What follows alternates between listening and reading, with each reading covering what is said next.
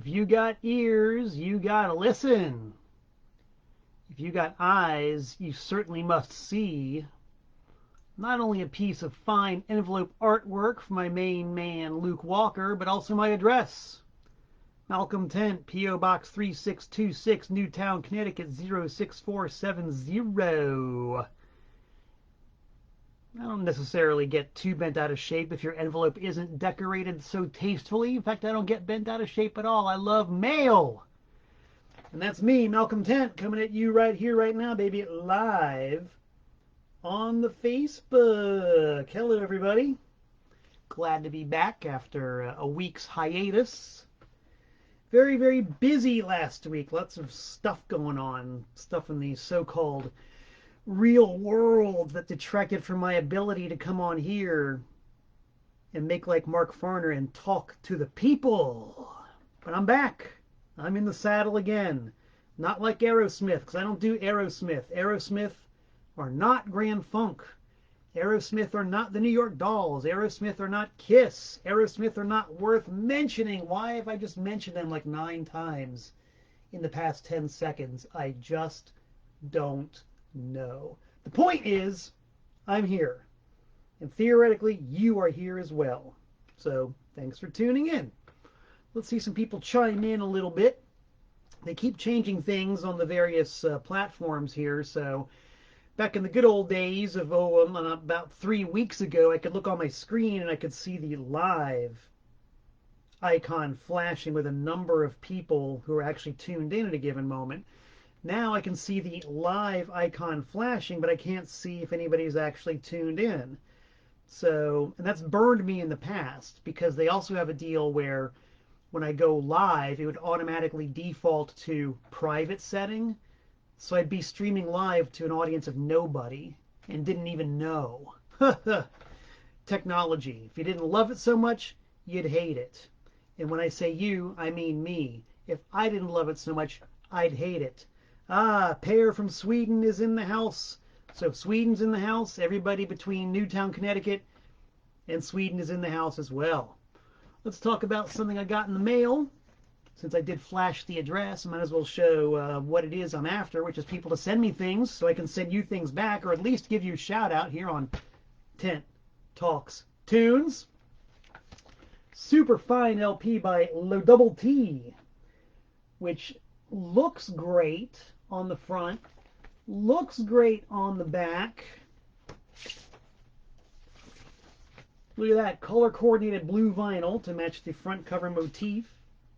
This is one wacky ass hip hop record with all kinds of bizarre samples and mashups and mix-ups and things that make it very, very fun and amusing. I'm not a hip hop man. I'm always the first one to admit that, but I do know when something is good, and this is pretty good. So thanks to Low Double T for sending me this album, which maybe I'll frame it, use it as a piece of art. Stephen Smith in Richmond says that he can see a live counter. We're up to 7 viewers. Excellent. That's great. It's just like playing a record store in Richmond to 7 people. That's a veiled shout out to Vinyl Conflict in Richmond, one of my favorite record stores on the planet. Love it. See, and just to show you how weird this is, Stephen has now disappeared. I can scroll down and his comment is gone. What? So long ago trying to give up. I've given up trying to figure this stuff out. So no more figuring out. No more deduction. No more brain work. Let's just talk tunes. So yeah, this is a whole bucket full of topic right here. I've did a 3-part series on my original South Florida punk group Broken Talent, but I've never really talked in depth about some of my older bands. You know, everybody knows I'm in the almighty Antiseen, and my entire vlog, whatever you call it, career began by doing Antiseen live streams and broadcasts. But one of the bands that I served a lot of time in and played many, many shows with was a group called the Bunny Brains. And if you want to look here, there's a picture of yours truly playing the Thunder Lumba on stage at the New Milford's Bank Street Movie Theater. sometime in 1992, when I was much younger, much hairier. Maybe not as good looking as I am now, but younger and hairier for sure. It sort of gives you a slight little itty bitty indication of what the Bunny Brains were all about. We were very visual. It was all improv. It was total noise and mayhem. We made everything up on the spot, basically. There was a number of set pieces that we would play, but we never knew how they were going to go. And I mainly played bass in the Bunny Brains. I also played drums, would occasionally sing, played guitar with the Bunny Brains for a while, could pick out a little melody on the keyboard every now and again. And that was the nature of the Bunny Brains. Like, anybody could play anything. Anybody who wanted to be in the Bunny Brains could be in the Bunny Brains. Excuse me. We had a core group of players, and that core group shifted and changed periodically. And then on top of that, anybody could hop in and be on the stage and bang on a pot or bring a guitar or whatever and just be part of the merriment and the mayhem and the chaos. And things got very chaotic and very mayhemic a lot of times. We played some shows that were just like completely, utterly off the chain. And there is some video of the vintage Bunny Brains. If you go to my website, all these years doing the vlog, and I've never once mentioned my website, www.malcolmtent.net. Look at that piece of art I put together earlier today to shill myself. There is a link to a performance log page. And on that page, I have a list of what I think is every single gig I've ever played with every single band I've ever been in since the 10th grade in high school up to the present day. And you might think, why bother? Why would anybody want to do that? Because it's fun. I think at the very core of my being, I'm a file clerk because I just love lists and I love information and I love data. Like, I've got my list here of bands that we played with the Bunny Brains. This is the list that I've been referring to remember what those bands were. And I just love making lists and filing. I love information. I love data. And I love sorting and putting things into order. So having a website is a great tool for indulging in my weird habit of making lists and sorting things out and getting data into chronological order and historical order. And it's also extremely useful for remembering where the hell I've been my entire life. I can tell you for a fact, by putting on my dollar store cheaters and looking at this list right here, I can tell you for a fact that on July 11th, 1991, I was with the Bunny Brains playing a gig at the Nightbreed in Norwalk, Connecticut. That's a fact. Total fact. So it does serve a purpose, and thus serves another purpose in which I get to talk to you people and know what the F it is I'm talking about. So, this whole thing started, this entire magnificent obsession began, I guess about 13 months ago when we were introduced to a new normal. And I suddenly found myself as a musician without any gigs to play and a record seller without any record shows or thrift shop or flea markets or swap meets or gigs or anywhere to go and sell records.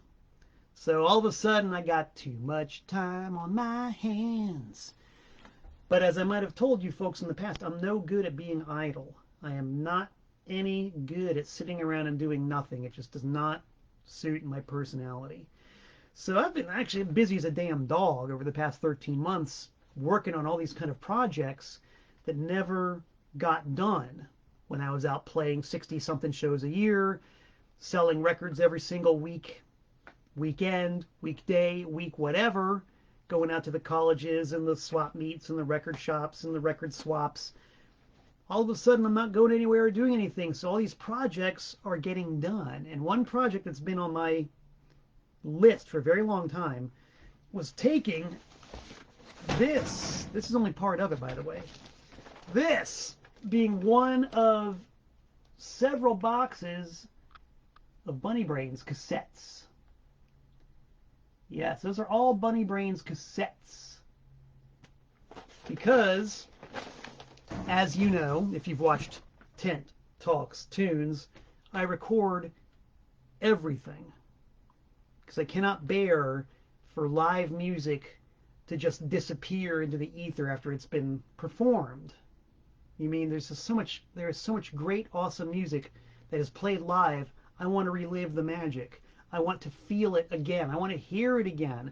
And that applies to all the various bands I've been in. So the Bunny Brains, because of the completely improvisatory nature of our music, kind of had to be documented, because we never did anything the same way twice. You know, even when we had a set piece, it never came out the same way twice. So every single show we ever played, I had the MT field unit, and I would record it. And in this case, we got the Bunny Brains live at the Moon in New Haven on February 5th, 92, and at Western Connecticut State University on March 7th, 92. Every single one of them on cassette. And back in the days when I had my record store, and this is where we get a little bit of a plug-in, I would take these Bunny Brains cassettes and I would make cassettes for sale. Kind of like these. We'd play the show. I'd run off a couple copies of the cassette, make some artwork for it.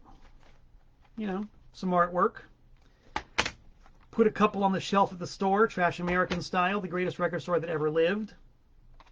Sell a couple and move on to the next. There's a constant ongoing process of perform, record, sell, move on. And I never really thought too much about the Bunny Brains after I quit the band. But, you know, on my label, TPOS, I try to keep everything in print. So there's always been some token Bunny Brains presence in my catalog. And a few months ago, some guy actually ordered a Bunny Brains cassette. It doesn't happen very often. It happens sometimes.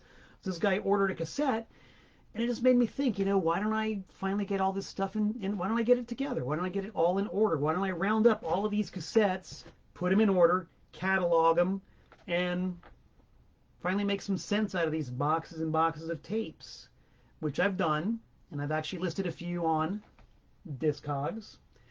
But while doing that, I kept coming across old flyers and notes that I took at the time, and I was reminded of some of the really awesome bands that the Bunny Brains shared the stage with.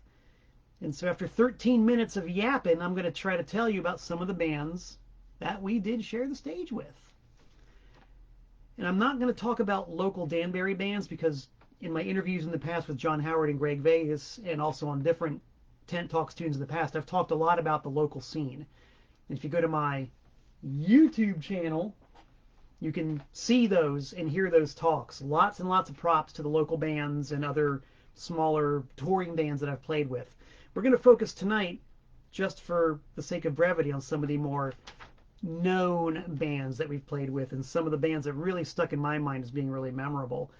One of the earliest, on April 15th, 1990, at the aforementioned Trash American Style, the greatest brick and mortar record store that ever lived, the Bunny Brains, my former band, got to share not the stage, but the carpeted sales floor with a guy named Ted Milton.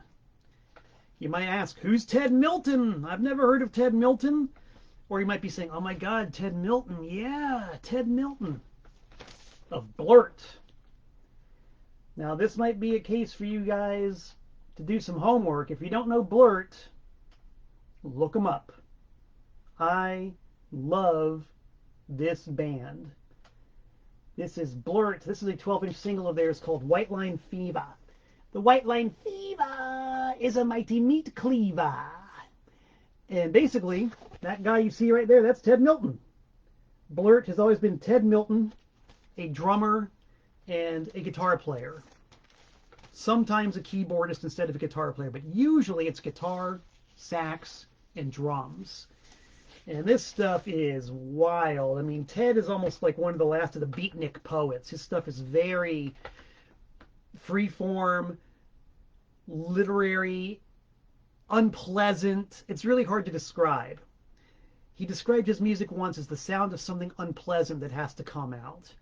And I believe it. I don't think I would want to live in his skin for much longer than necessary. But man, it creates some amazing sparks musically and lyrically. So I've always been a great big fan of Ted Milton and Blurt. So when I got the word that Ted Milton was making one of his very rare American appearances, because he's from Stroud, England, I volunteered my record store as a space for him to come in and do a performance, which he did. It was just him and his saxophone, and it's just so great. You know, I'm marking out now, even though I've been in the business, the music business, for most of my life. I still get such a kick out of meeting people who I really respect and who I really admire in person. So I was the guy who was tasked to go to the Brewster train station and pick up Ted Milton and his entourage and take him over to the store so he could get ready to do his thing. And couldn't say he was the friendliest guy in the world. He might have been shell-shocked or jet-lagged or just kind of standoffish or shy or whatever. There was no small talk. There was no chit-chat. Everything was all business. He needed to get a beer immediately, and then he needed to go prepare for his performance. And so we went out and we found a diner in Brewster, New York that actually sold beer. So he and his entourage sat at one table. I sat at another table, and I sat there and I watched them drink a beer and chit chat and talk shop or whatever it is they did. I just sat there and watched them. It was cool. I was watching Ted Milton drink a beer. Not bad, not bad. So we pile back into the car, go back to the store, and do the performance. And it was just him and his saxophone and these handmade books they had made. Because I guess at the time he was living in Brussels, Belgium. And from what I understand, Belgium would subsidize artists. So I guess a lot of artists ended up in Belgium so they could actually make a living as artists. So he went to Brussels and was living there, and he would prowl the streets of Brussels looking for scraps of cardboard and sheets of cardboard and bits of string and pieces of metal, which he would then gather together and make these books out of. Like he would have the insides printed. I think they were silk screened, and he would hand bind all of these books with this scrap cardboard and tie them together with found string and bits of ropes and whatnot, and kind of seal them up with these bent pieces of metal. I mean, there's no way to describe how cool these things really were. And I'm sure that in a box I've still got some. I wish I knew where that box was, because I would show you these books. There was a series called Pagan Strings. And so he would very ceremoniously untie one of the books and remove the metal seal and carefully open the cardboard cover and read from Pagan Strings with saxophone accompaniment. It was so cool. It was great. It was awesome. For his encore, he went into the back room of my store, because not only did we sell records, we sold like all kinds of wacky clothes and costume jewelry, and we were like a psychotic thrift shop. You know, he did his set, goes in the back, people are going, more, more, more. And all he did was come out with a great big long furry coat, a pair of really ridiculous sunglasses, and a baseball cap with a expression on his face. And he waved at us, and he turned around, and he went back. One of the best encores I've ever seen in my life. So Ted Milton, if you're out there, I salute you. And I thank you for the great solo performance that you gave at Trash American Style on April 15th, 1990. See, now aren't you guys glad that I go through the trouble to make these lists and to do all this work? I never would have remembered that story if I hadn't gone through the tapes and seen the notes and made the list. Oh my God. All right, who else did we play with that was really cool in the Bunny Brains? You take a drink of water here. July 26, 1990, we played at a party in a barn in Southbury, Connecticut. And the barn was the practice space of a group called Process of Elimination. Now, some of you old Connecticut hardcore kids might remember the name POE, Process of Elimination. If you don't, I can't blame you, because they didn't really do a whole lot. They only released one 7-inch record. They were only around for maybe a year. But everybody in Process of Elimination, almost everybody, went on to do something more well known. Their singer Rich went on to be in a group called the Deacons, who I believe are still active to this day in one form or another. Their drummer was a guy named Greg Bennick. And Greg Bennick has been known for a long time as an activist, a spoken word performer, a world traveler. He's one of those guys who can just get up on the stage and start talking and be entertaining for as long as you want. And he's a juggler. He does gorillograms, but always with this really cutting edge approach. And he was also in a band called Trial that was pretty darn big in the late 90s. And then their bass player, a guy named Al, went on to form a group called the Pist, P-I-S-T, the Pist, one of the best hardcore bands that Connecticut ever produced. So I look back on that, and I think it's amazing that one group, Process of Elimination, could spawn so much great activity, a lot of which is still more or less active to this very day. The Pist are not like a full-time band, but they do play occasionally. When they do it, it's always an event. And of course, Greg Bennick is doing his thing, and Rich is doing his thing. The only guy in Process of Elimination who's still not doing music is Cosmic Tom, the guitar player. And I haven't heard from Tom in a long time. If you're out there, Tom, call home. We miss you. Now, the next name I can think of on my list was from February 7th, 1991, and that's Dee Dee Ramone. My most recent episode of Tent Talks Tunes, I talked a bit about running into Dee Dee Ramone at these gigs we played with him, one at New York University and the other one at Tuxedo Junction in Danbury, Connecticut. So I won't belabor the point. Go look at the previous episode and hear what I had to say about Dee Dee Ramone and sharing the stage with him. Next up, July 24th, 1991, The Moon in New Haven. As seen on this cassette, not the same show, but the same venue. The Moon in New Haven is also where 2 months and 2 days later, I borrowed LHG's giant VHS video camera and perched myself on a precarious wobbly chair and videotaped an up-and-coming band called Nirvana. And if you go onto YouTube, you can see that Nirvana video. It's got something like 78 million watches on it. You can hear my voice in it saying, "Turn up the vocals," because the vocals were kind of murky. It's my video. 2 months prior to that, my band, the Bunny Brains, shared the stage with the almighty Antiseen. Yes! I told you the roots run deep between me and these guys. Long before I was their bass player, what a fine-looking bass player I am right there. It's a classy-looking dude. Long before I was the bass player, I was a raving fan.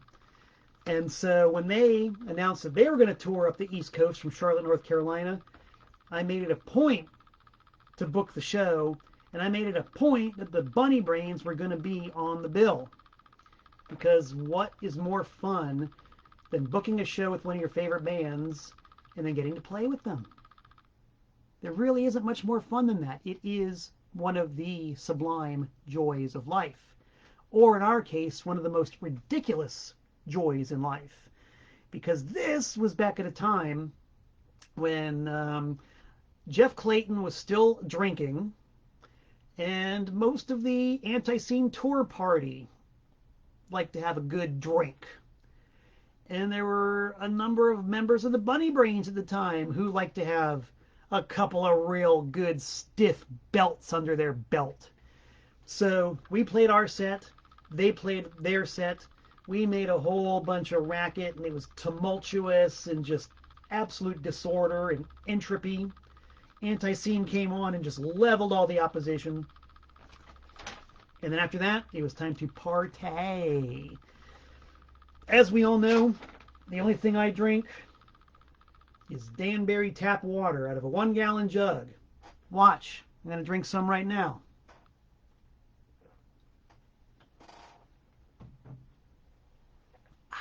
Feels good on the larynx. But I've been known to hang out a little bit. So what I remember about that show after the gig was just like an all-night, bacchanalian, debauched, all-night party. Long after hours, after, all the customers went home and most of the staff called it a night, Antiseen and the Bunny Brains were hanging out till all hours, just being silly, being ridiculous, being wacky, falling all over the place. I don't remember any vomit or bodily fluids because these are like real drinkers I'm talking about here, not weekend amateurs, serious drinkers. Boy, they were drinking. God damn, they were drinking. And they were funny. Everybody in all those people, everybody in all those bands, all those people were hilarious. And I've got a whole bunch of photos from that night, actually over on the other side of this divider. I probably could show them, but I'm not gonna, because I know that none of the members of Antiseen now drink anymore. We're all much more dignified. And I, of course, have always had a certain amount of dignity when it comes to inebriation. So there's no need to drag out the photos of people going like this into the camera, and tongues hanging out and drool and all that. No need for it. But I will say this. It was a lot of fun. Awful lot of fun. Let's move forward only a couple of weeks. That was July 24th, 1991. August 10th, 1991. At a venue called the Chicken Coop. And once again, referring to past interviews I've done with Craig Colarusso, who was the mastermind behind the Chicken Coop, I'm not going to get into how cool and awesome the Chicken Coop was on Main Street in Danbury. We've talked a lot about it. Look it up on my YouTube channel. It's there. The background is all there. Excuse me. But just picture this. Just picture this. Okay, 1991, Main Street, Danbury. It's pretty much small town Main Street, USA.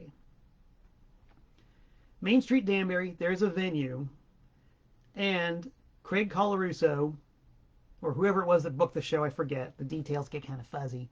Somebody brought the Mekons to play at the Chicken Coop in Danbury. Who would have ever thought the Mekons playing a completely DIY, all-ages independent venue on Main Street in Danbury, Connecticut? That's really cool. They showed up very early to do their sound check and everything, and they were just regular folks. They had already been on A&M Records, and I think at the time they were on Touch and Go or Matador or whatever. They were like original post-punkers and probably original punk rockers from England, like authentic heavy hitters in our little all-ages performance space in Danbury. And they were just the coolest, most absolute down-to-earth people you could ever hope to meet. No airs whatsoever. They were just hanging out, shooting the breeze, shooting the bull in Danbury. I think it might have even been a weeknight. I'm not sure. But I remember that we were not that great that night because due to the nature of what we did, it being all improv, sometimes it really hit, sometimes it kind of missed. I'll have to go back and listen to the tape. Or, more accurately, one of the Bunny Brains CDs that I made out of all those tapes. Look at that. That's all Bunny Brains, man. All Bunny Brains. Let's see if we can find this show. Let's see if we can find October 10th, 1991 with the Mekons. Let's see. May 30th, June 18th, June 30th, July 11th. August 10th, 1991. There it is. It's on a CD. According to my notes, first song strong, then many attempts at playing songs tightly with iffy results. See? I'm honest about my performance. So yeah, it wasn't the best night in the universe. But we got to play with the Mekons, and of course the Mekons, duh, were wonderful.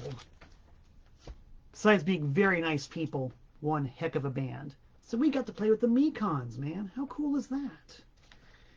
Who else did we get to play with? Oh boy. Fast forward a few months to March 7th, 1992. Hey, that is actually the very tape I showed you. WestCon, Western Connecticut State University, March 7th, 1992, when the Bunny Brains got to share the stage with Jad Fair.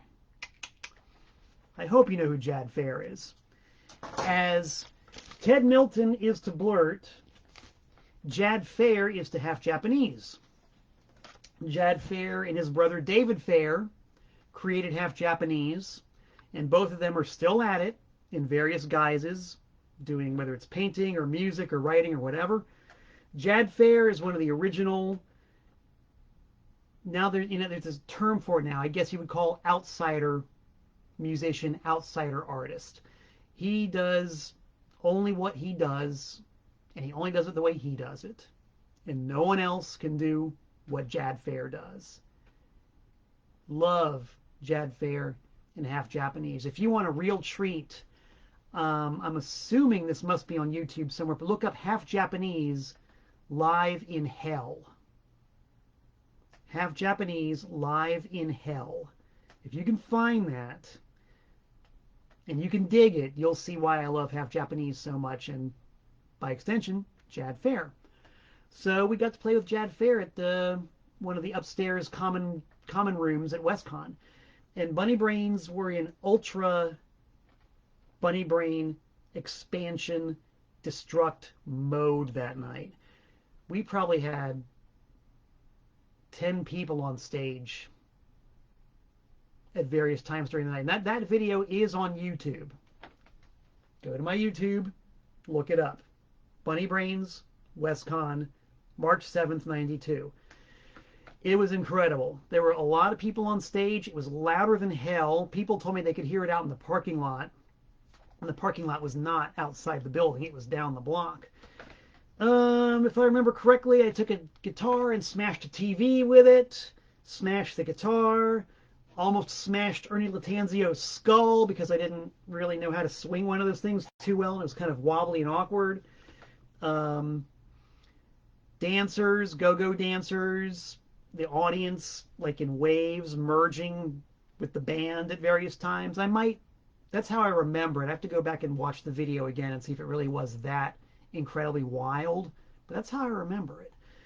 And so when Jad Fair comes to play his set, and it's Jad Fair, Steve Shelley from Sonic Youth, and Tim Fiolhan. I'm sure I mispronounced that. Tim Fiolhan, Foljan, whatever. 2/3 of Thurston Moore's band, Thurston's solo band. Backing up Jad Fair. By the time they get on stage, it's like just debris all over the place from the smashed TV and a smashed guitar and discarded costumes and, just broken drumsticks, just pieces of our show everywhere. And Jad Fair just waded right in, and he just made himself at home amongst all this mayhem and played his set. It was raucous, it was rambunctious, it was loud. He had this guitar that probably had 25 strings on it. I didn't know what the hell was going on. It seemed like every time he'd break a string, he would just leave it on the guitar and kind of like tuck it into the bridge or restring it. I can't even begin to describe what it was, but this guitar crammed with strings, and he would just like strum all the time. No chords, no real notes, just strumming constantly, moving his hand up and down the neck.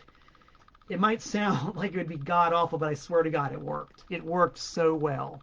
The way he did it with his exuberant man-child projection and, the two dudes backing him up. I mean, it was great. It was just one of those shows you never forget. The highlight of the entire night, it was kind of like Ted Milton going back and doing an encore just by wearing a coat. Jad Fair came out to do the encore, and he picked up the neck of the guitar that I had smashed, and I'm pretty sure it was just him a cappella, just singing, strumming this broken neck. Not a care in the world. He didn't give a goddamn what anybody thought. He was a man with a song in his heart. And he was going to sing it with a broken guitar neck.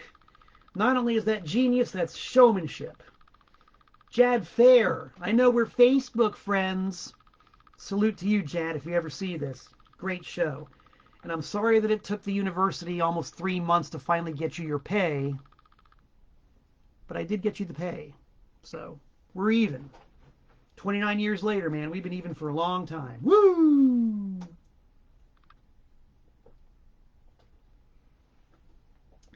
I give Jad a lot of credit because the university was supposed to cut him a check for his performance fee. And, you know, bureaucracy being what it is, it took a long time for it to happen. But Jad Fair, every day, excuse me, maybe not every day, but every few days, the phone would ring, I'd pick it up, trash. Hello, this is Jad Fair. I'd like to know where my payment is. Well, Jad, you know, the university, they say they're cutting a check, and, well, okay, I hope I see it soon. Thank you, goodbye. A few days later, trash. Hello, this is Jad Fair. I was just wondering where my payment for the concert I played is. That dude called, and he was never angry. He was never pissed off. He was never unpleasant. He was just very polite, soft-spoken, gently stated his case, and he kept calling until that check came through. So maybe we could all learn a lesson from that. Maybe. Oh, well, speaking of Sonic Youth alum, if we go forward in time a few months to July 2nd, 1992, who did the Bunny Brains share the stage with? Sonic Youth. Hey, Sonic Youth. Bethel's proudest citizens. The Moore family. And the other people in Sonic Youth. They were playing a gig. This was the weekend that they were debuting the material from the Dirty album. They had signed to Geffen, or whatever label, DGC, whatever that was, Geffen, I guess. And they'd done Goo, which was still probably my favorite Sonic Youth record. And the follow-up was Dirty. So they booked a few shows to kind of routine the tunes. And I don't remember if this was before they recorded the album, or if it was before they went on tour. I believe this was before they recorded the album, because I seem to recall the Dirty tour officially taking place in October of '92. Don't quote me on that, internet research team. If you guys feel like looking that up, please feel free to post the results in the comments. But this was definitely warm-up shows for Dirty. They played July 1st at the University of Hartford, July 2nd at Tuxedo Junction in Danbury, July 3rd at CB's in New York, and then July 4th at Central Park with Sun Ra opening. So we went to go see him in Hartford the night before on July 1st, and then Bunny Brains opened for Sonic Youth on July 2nd. And it was pretty cool, you know, big fan of the Sonic Youth, love Sonic Youth, nice people. They would come into the store periodically, do some shopping. I've told that story also on Tent Talks Tunes. So, you know, we all kind of know each other. We're familiar with each other. It was just fun hanging out. The thing that really impressed me the most about that night, which really shouldn't have been a surprise at all, was just what an efficient operation they ran, and how totally professional they were when the time was right to be professional. Because, you know, during sound check and loading and all that, it's like, oh, hi, how you doing? You're just sort of hanging out or whatever. And that hangout vibe kind of persisted until it was time for them to do a photo shoot. Some magazine was there to do a photo shoot. And they were like, hey, we have to go do a photo shoot. And so we're all hanging out. It's like, yeah, we'll go watch you do the photo shoot. Hey, you know, we're kind of following them to where they're doing the photo shoot. And by slow but steady degrees, it wasn't hangout time anymore. It was photo shoot time. It was kind of like, without even saying it, the vibe and the understanding was, okay, you guys got to go. You just have to go. We're working now. This is a photo shoot. This is serious. And by extension, from now on, we're on. photo crew is here. Door time is soon. It's showtime. That always impressed me. Always impressed me, the very clear delineation between getting the job done and fun time. A very valuable lesson. So, of course, Sonic Youth kicked ass, duh. And Bunny Brains kicked ass, yeah. It was kind of the same deal as with the Jad Fair show. We had, I don't know how many people on stage. We had Patti Smith's original manager on stage with us. I don't even know where she came from, but she was there. Bobby Bunny was there. Various X members were there. And of course, we had the films and slides and go-go dancers and played an all-improv set. Total chaos and mayhem. I think there might have been 20 people watching us. At the end of the tape, which is in this box somewhere, you can hear a little smattering of applause. But we rocked it, man. We rocked it. And here I am 29 years later, flexing and exercising my bragging rights. Yes, yes. Shared the stage of Sonic Youth. Yes, yes. And a pivotal gig in their career. Yes. It's good to be me. Let's drink a toast to me and how cool it is to be me. I'm drinking water. You might want to get a glass full of turpentine after that tirade, but whatever. Let's have a swig.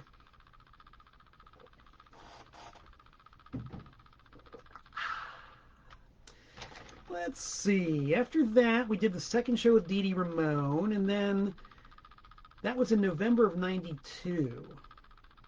In the spring of 93, in March of 93, I officially quit being a bunny brain. But I was so married to the concept, and I loved the band so much, that I kept doing guest spots with the group. I would show up from time to time and just hop on stage like anybody else was welcome to do, you know? Anybody from the audience or a fellow band or whatever, anybody could be a bunny brain. And that included me, even though I wasn't officially in the core lineup anymore.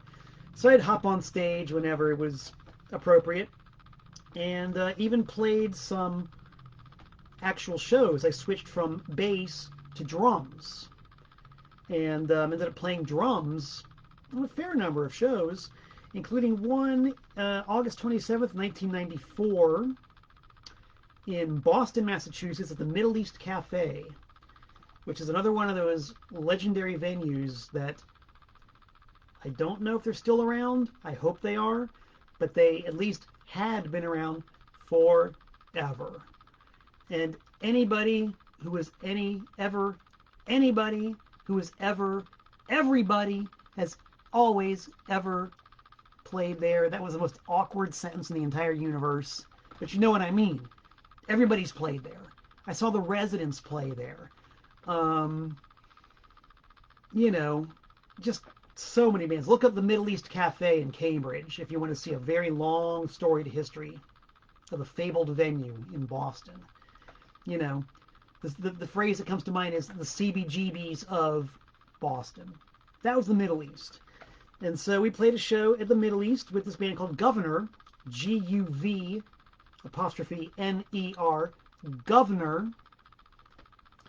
And I just remember guv'ner because they were one of those bands that had like a very brief bubble of popularity and some success. They had an album out on the Ecstatic Peace label. I remember being at the store, Trash American Style. We sold a fair number of guv'ner records, and they were good. They were a good band. They were nice people, and it was just very cool to share the stage with somebody who had just a smidgen of profile, you know?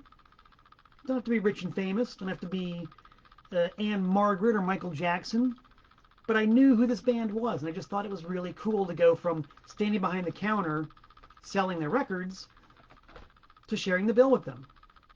I'll reiterate, I always get a kick out of it. It never ceases to be a thrill to share the stage with people who I like and who I admire and who I only really ever get to look at on album covers. You know how many times I looked at Blurt album covers before getting to share the stage with Ted Milton? That's just cool. It's really cool. The thrill is never gone. So yeah, that was guv'ner. Whatever. It was cool. It was fun. Um, about a year later, I was once again called in for fill-in duty on the drums because the Bunny Brains were going to open up for Elvez. Whew. Elvez, the Mexican Elvis. Man, oh man. Even just calling him the Mexican Elvis does him a grave disservice. He is one of the top showmen I've ever seen. Ever. He drills his band like James Brown drilled the JBs or the Famous Flames. Smart, funny. You can tell the dude's a music geek and a record collector through and through and through because he just weaves all these elements of rock and roll history and very sly references to rock, just rock and roll predecessors and songs and bands all throughout his set. And it's like a precision machine when Elvez played. So, wow, Bunny Brains are going to open for Elvez. Yeah, I'll sign on for that. I'll play the drums. Well, Elvez canceled that night, so the Bunny Brains played to a basically empty room. But at least I get to talk about how I almost shared the stage with Elvez on September 3rd, 1995. The consolation prize is the next night, September 4th, 1995. I hopped on the Bunny train and we went back up to the Middle East Cafe in Cambridge, Massachusetts, because we had a gig opening for the Dirty Three. The Dirty Three. The Dirty Three were always one of those bands who, kind of the same deal. I sold their records at Trash American Style, so I knew who they were. I knew they were a band. I knew they sold records, and the people liked them. And it was going to be a good gig. But I never actually heard their music. And that's one of the conundrums of being in a record store. Excuse me. One might think, well, you're in a record store, so you get to hear anything you want, anytime you want. Not necessarily so. Unless you have a promo copy of a record or someone trades in a used copy of a record, especially in the pre-internet days, I'm talking about before there was an internet, the only way to listen to something was to take a piece of your inventory, crack it open, and listen to it. Whereupon it was technically a used item and you couldn't sell it for full price. So an independent record store guy like myself could not afford to just randomly grab anything off the shelf and listen to it whenever I felt like it. It was a money-losing proposition. So I never actually heard the Dirty Three. But I knew there was a bit of a buzz. There were people whose taste I respected, who said that Dirty Three were really good. All right, cool. We get to open for the Dirty Three. Let's do this. So we go up to Boston, do the usual deal, load in, sound check, blah, blah, blah, blah, blah. I think that we had sound checked, and then I went to the other part of the Middle East Cafe where the restaurant was to get one of their top shelf falafel sandwiches. Man, they were good. So I missed the Dirty Three sound check. Therefore, I didn't know who they were or what they looked like or anything. So I get back from the falafel. Doors are open. Everybody's, people are coming in. Bands are all backstage. So I go backstage. Excuse me. And I go backstage to this wild scene. There's like these drunk Australians back there with they had this, at least one case of some kind of beer with long neck bottles. And these guys are like taking the bottles and like breaking the necks off on tables and pouring the beer into their gobs from the broken bottles and spraying beer all over themselves and fighting and yelling and making this huge mess. And I'll never forget drinking the beer from broken bottles. They were having a blast, but our guitar player was like sort of in a corner, cowering, trying to keep his very expensive and very fancy guitars that he had back there from getting showered with beer or cut with broken glass or fallen on by a drunk Australian. He's got this really swank guitar set up, and these guys are just like, anything short of like actually punching each other for amusement. but just really having a wild bacchanal back there. And I was like, God damn, I don't know who these Dirty Three are, but their road crew is out of control. Ugh, hope they get it together. So, all right, fine, we got it. We play our set. It's a good set, real good house, a lot of people there. We went over very well. And it's like, okay, let's see what the Dirty Three are all about. If their road crew is that nuts, I can't wait to see the band. So we break down, and out come the three wild guys who were drinking beer from broken bottles and practically fist fighting backstage. That was the Dirty Three. And from what I understand, the Dirty Three members, or at least two of them, at my last accounting, were leading clean and sober lifestyles. But at the moment that we were with them, anything but. I was like, oh my God, what is this possibly going to be like? Those guys are fucked up. They shamble on the stage, and Warren, the violin player, goes into one of his legendary song intros, and it just captivates everybody. And they begin the first song. The guitar, the violin, the drums. All of a sudden, I felt like I was in a William Faulkner novel. I felt like I was sitting on the veranda of the plantation, sipping a mint julep, while the music of the Dirty Three plays in the background. And suddenly in the distance, I hear galloping hoofbeats. And a lone rider comes up the trail, up the road, to the front porch of the veranda. And I know that it's not good news.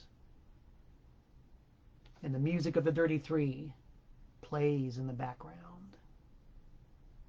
That was the effect of seeing the Dirty Three. Magic. Magic. We got to share the stage with them. All right, gang, I got 4 more. Actually, only 3, because one I talked about a couple of episodes ago. So I got 3 more. I've been at it for 52 minutes. Let's take a quick scroll and see who's tuned in, eh? This is assuming that you're watching here live now and you're not on my YouTube channel watching the rerun. Ah, yeah, there's Pear and Steven and Gary and Marvin and Dorian and Mal and Mr. Gelman. Yeah, we got a bunch of people here. This is great. Mal wants to know if I have any Mighty Joe Young Antiseen stories. I got plenty. I got plenty. And once again, if you go to my YouTube channel, you'll see more personal Antiseen history than you can shake a snake at. For the moment, though, we're going to talk about another one of those bands. We're kind of like guv'ner. We played a gig in Philly on April 20th, 1996 with Strapping Field Hands. They're one of those bands that never made it huge. They never made it big. They had their one little bubble, their one brief blip on the radar. But they were just so good. They were so good. And we got to share the stage with them on their home turf. And that was just, it's just a memorable show, because sometimes you just get to play with a band that is that good and that you like that much. They made a fan out of me that night. Strapping Field Hands, look them up. Another band very similar to that, Thinkin' Fellers Union Local 282. Got one of their CDs right here. That's what that looks like. Thinkin' Fellers Union Local 282. It's kind of blurry on my cheap-ass camera. Their album Lonelyville. Can we get that clearer? I'm sure it's clear enough to see. Thinkin' Fellers Union Local 282 got a lot of turntable time at Trash American Style. Lots and lots of turntable time at Trash American Style. So when the word came through that they were playing Danbury and the Bunny Brains were opening, I made a point of being on stage with the Bunny Brains. I wonder what I played that night. What did I do? That was May 9th, 1996. See, here's another reason why I document all this stuff. Because I want to relive the glory of a great night on a good stage with a top shelf band. And I want to remember exactly what the hell I did. let's see, it was myself. Let's see, okay, I was playing, no, I wasn't playing drums that night. I guess I was playing bass that night. All right. I guested as a bass player. Did not play the full set, but I did guest as a bass player. Pretty cool. So I can legitimately say that I shared the stage with Thick and Fellers Union Local 282 in Danbury in 1996. And that's another band I want you to look up. I think they're only sporadically active at best, but man, they are good. Next to last show I'm going to talk about is April 20th. April 20th, 1997. The show I meant to talk about.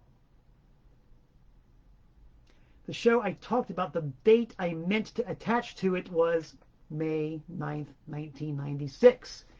April 20th, 1997, that's when we played with Roger Miller. Roger Miller and his Maximum Electric Piano. And that's another reason why I write all this stuff down. The memory is starting to collapse. The memory, which was never that great, is falling apart. That's why these things are very, very useful. Yes, Roger Miller, best known as the guitar player for Mission of Burma. During that long hiatus, because Mission of Burma, broke up in 1983. They came back around 1997, 98-ish. But there was a big, long gap of 12, 13, 14 years where Mission of Burma was totally inactive.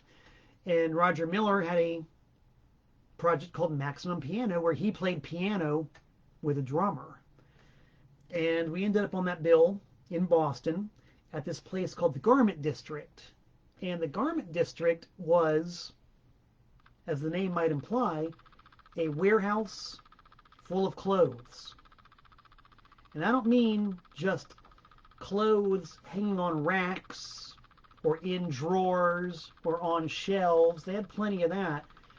But the feature of the Garment District was the room that we played in, which by day was a picker's room. They would take these giant pallets, these huge pallets of clothes. They were bundled up with these big metal straps, and they would bring them in on a forklift, drop the pallet on the floor, cut the metal straps, and the clothes would kind of explode all over the place. And so you had the floor of this place covered with clothes, between 1 and 3 feet deep. And they would take the pallet out and bring in another one. And then they would open during the day, and people would just come in and literally dig. Just dig and pick and dig and pick. Make tunnels through the clothes, throw them all over the place, heaps, and, they'd give you a giant bag that you would fill up with clothes, weigh it by the pound, and skedaddle. So at night when they had the show, there was all these clothes all over the place. It was still 2 feet deep of clothes. And the bands would set up on one wall of the room, and the audience would come in and make themselves comfortable amongst the clothes. And they could romp and play and, have a soft clothing mosh or whatever. You were in this giant, basically padded room. It was so much fun. So we played to a room full of clothes with people in them.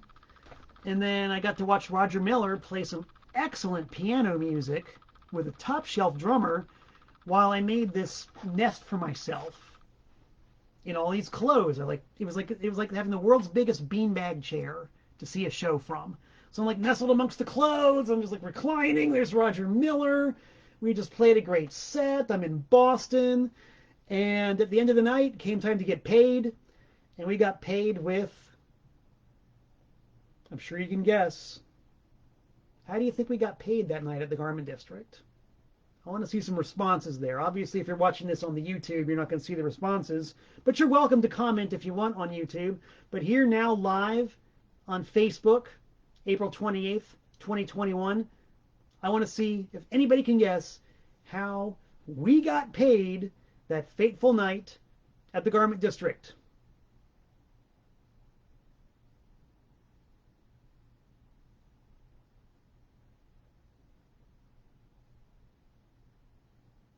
Well, internet lag is in full play here.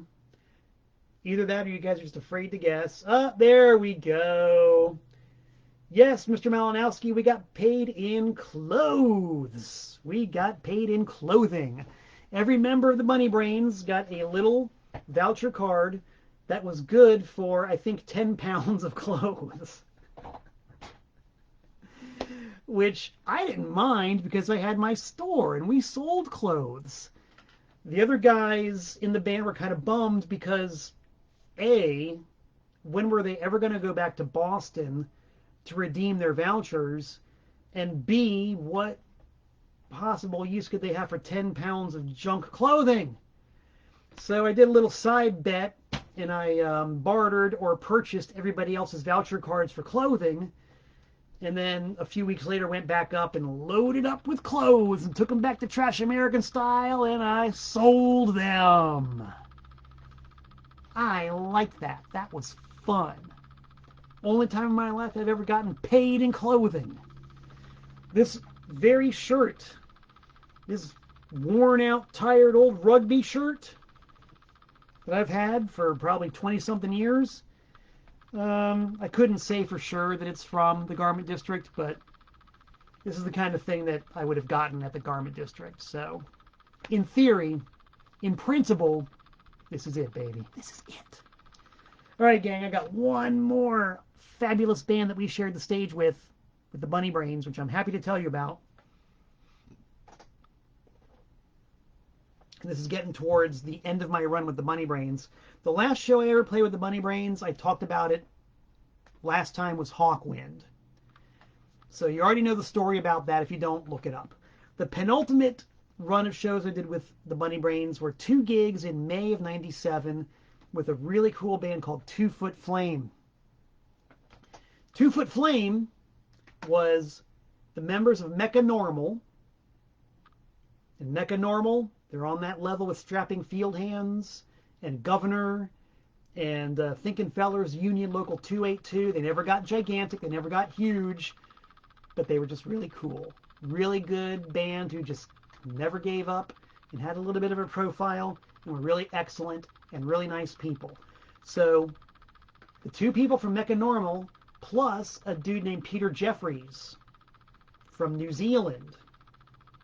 And I'm giving you guys a lot of homework. If y'all don't know Mecha Normal, look him up. If you don't know Peter Jeffries, look him up. I guarantee satisfaction. So 2 Foot Flame is kind of like this super group of Mecha Normal and Peter Jeffries. Both bands I have a lot of respect for and a lot of like for. And, as seems to be par for the course, really nice people. Really, really nice people. A pleasure to share the stage with them. Peter Jeffries played drums with Mecha Normal, because Mecha Normal is a vocalist and a guitarist. But Peter Jeffries played not just regular drums. Peter Jeffries played this thing that he called piano drums. What's piano drums? It's what you might think it is. With his right hand sitting at a drum kit, playing a regular drum kit, with his left hand playing a piano. And I don't know how the hell he did it, but he managed it. He played really good drums and really good piano simultaneously. It sounded great with the guitar and the vocals. 3 people making 4 people's worth of music at one time. Fantastic. Never seen anything like it before. That's why I love being in bands. You get to see stuff like this. So we did a couple of gigs with 2 Foot Flame. One was up at Bard College, way up in upstate New York. And the other one was in East Hartford, Connecticut, at a sports bar called the Sports Page. And I have no idea how this thing got booked. I think a local fan who really liked 2 Foot Flame and knew of the Bunny Brains somehow talked this sports bar into letting this show happen. Because that is the one and only show I'm aware of that ever happened in East Hartford. Joe, if you're watching right now, I think you still are, you're kind of from that area. Has anything ever happened in East Hartford? Ever? Please let us know. I'm very curious. I would like to go home with the trophy of being one of only 2 bands who ever played East Hartford, Connecticut. I really want that. So let us know. Even if it bursts my bubble, I have to know. So we played this gig at the Sports Page in East Hartford, and it was basketball night. And the entire place was filled with local people watching basketball. And we saunter in to play our stuff, the Bunny Brains and 2 Foot Flame. So what they did was they turned the volume down on the TV sets while we played. So we're playing, making our god-awful improv racket dressed in sailor suits. And by the way, Peter Jeffries was playing drums with us that night, which was an honor and a half. Me playing bass with Peter Jeffries on drums, you better believe I signed up for that. So we're doing that, dressed in sailor suits, making this music that is completely, utterly abnormal, maybe even ridiculous, while all the local East Hartford residents are watching basketball on the TVs. And nobody complained, nobody said boo. They just sat there and drank and watched basketball while we completely polluted their atmosphere. And there were, I think, maybe 3 or 4 of the diehard music people, like the kid who booked the show and a couple of his friends, like watching us. Everybody else is watching basketball. It was surreal. It was one of those surreal moments that you only get in the rock and roll game. Loved it. A real feather in my cap. And the recording exists. It's right here, baby. I digitized it. This giant mound of CDs. This is one of the last ones in the pile. Bunny Brains. Sports Page, East Hartford, Connecticut, May 14th, 97. Let's see how I describe this show. Epic grooves, killer board recording, all players going non-stop. Great.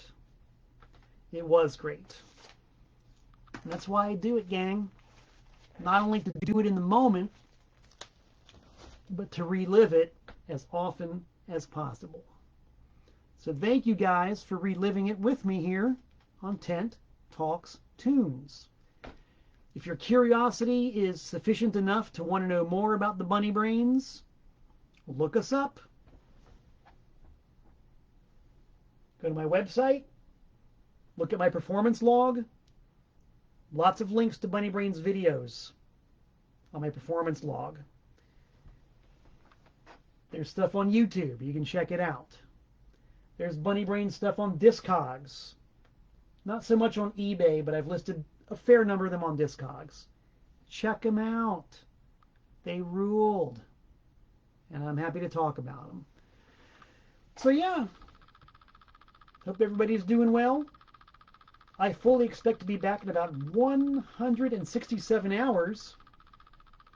So until we meet again, this is Malcolm Tent saying so long from the Nutmeg State.